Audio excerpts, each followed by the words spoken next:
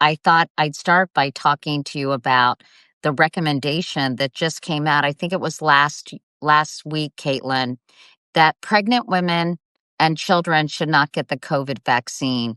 Even I'm confused about all the vaccine stuff because I don't think I've had a COVID booster in quite a while, and I don't even know what I should be doing vis-a-vis COVID. So, what did you think of that recommendation? And, tell us if it's backed by science or how you feel about it.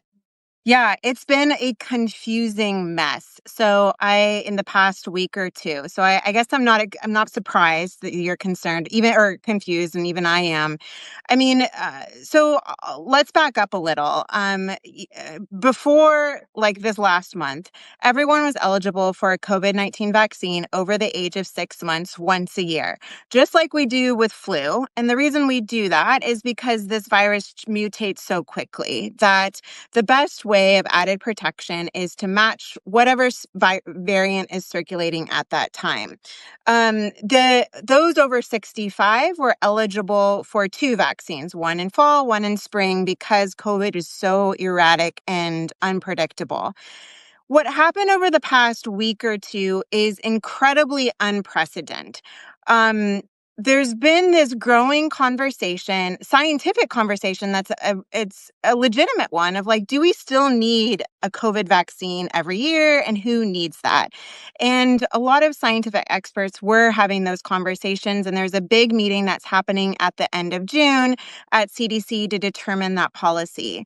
What has transpired over the past 2 weeks, though, is this unprecedented unilateral decision making from political appointees, completely throwing out the policy process in which vaccine decisions are made. So first, the FDA political appointee said one thing that, let's take pregnant people.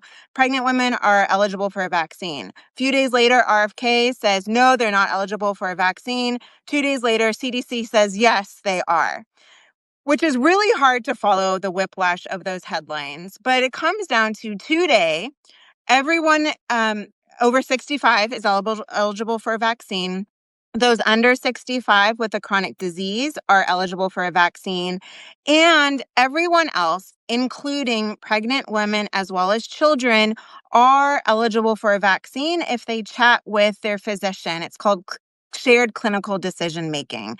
Um, but I'll be honest, I think one of my biggest concerns throughout all of this, even if the eligibility really hasn't changed that much, is the downright confusion, which will sow distrust, and less people are going to get the vaccine, which means less people or empowered to feel like they can make an evidence-based decision. And that's where the true damage really comes from.